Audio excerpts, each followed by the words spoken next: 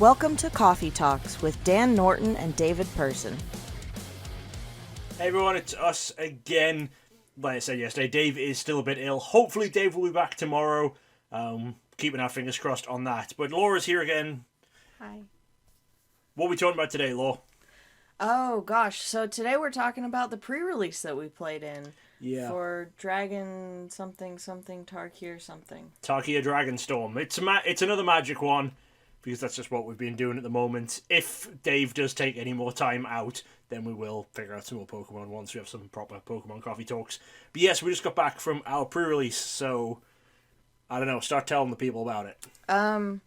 So for those who have never played in a pre-release for Pokemon or Magic or any other games, basically you get a little box that's got packs of cards in it. Yep. You open them up, you get to build a deck out of it, and then play against other people. We were playing in a two-headed giant pre-release, which basically just means we were a team and we were playing against other teams. Yeah, so we got two pre-release kits. This is a Tarkir block, it's a wedge block in Magic, which means it's each wedge is based around a colour and it's two enemy colours.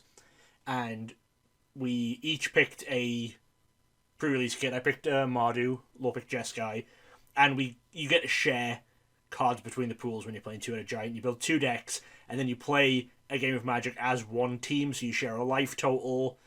You both play your turn out at the same time. You can both block, both attack. Whoever's being attacked, you can both block. You can, use your spells on each other. Mm-hmm. Buff spells on each other if they're allowed to target anything. It was a lot of fun, but even though we got the Jeskai one, you ended up playing an Abzan deck. Yeah. Because that's just how the cards fell. It was weird, there's 5 booster packs plus a seeded pack in there. And the seeded pack was based around your clan, but the promo wasn't necessarily based around your clan. Yeah. It was the promo could be any rare or mythic from the set with the date stamped logo on, like the pre-release logo on. But it wasn't specific to the clan. It could just be anyone. And you got one of the best ones. Yeah. You we got did all right. The new Mox as your pre-release promo, so that's nice.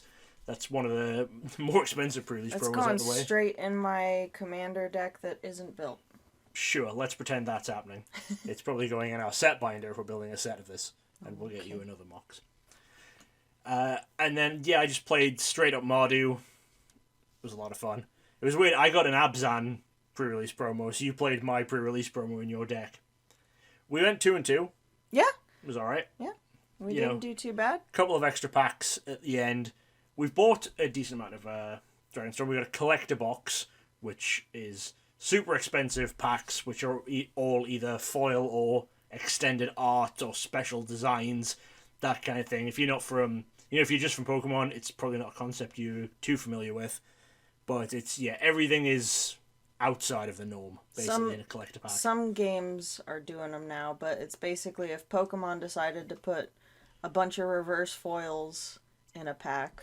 Yeah, it would be like if you got your pack was all either reverse foils and you were like guaranteed an EX at least or something. And maybe it got upgraded to an illustration or something like that.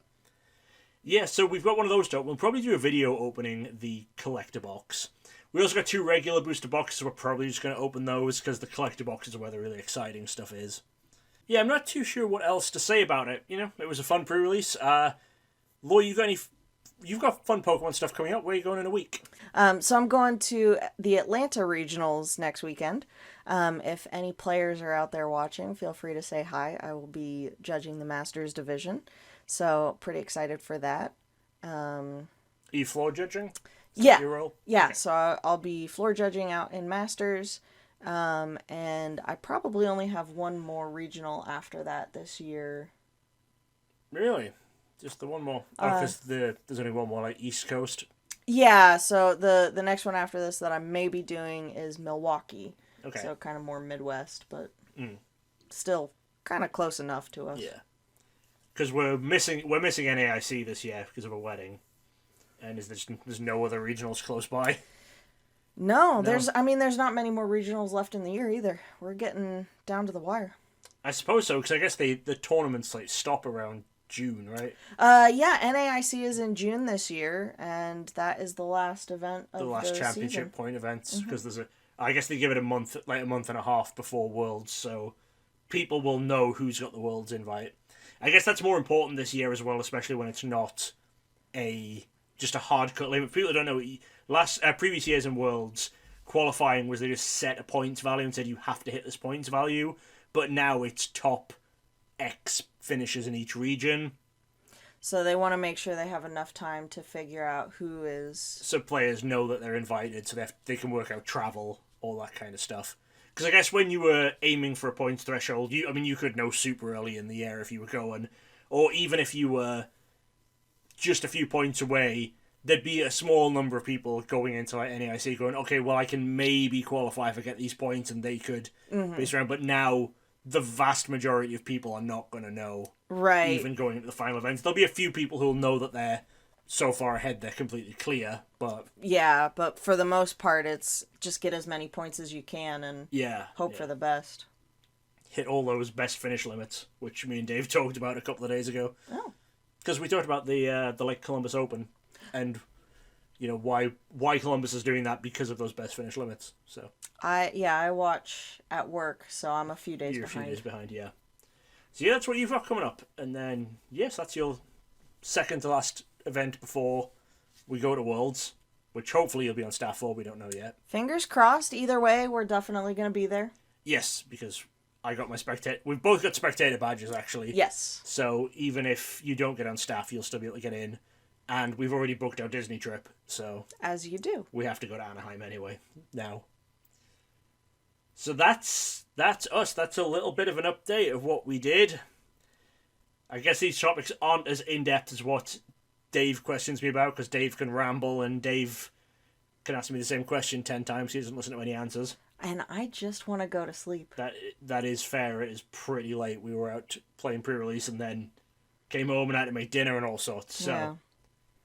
Dogs are already in bed. I think it's time for us to go to bed. Yep, that is fair. I mean, people are watching this early in the morning, but obviously we record the night before. This is going to go live at like 11 a.m. or something. And people are going, what do you mean go to bed? But yeah, that's what's going to be happening. So as I said, hopefully David is going to be feeling better and is going to be able to record with me. I mean, tomorrow as I'm recording this, tonight as people are seeing this. And if he is, then obviously me and David will be back.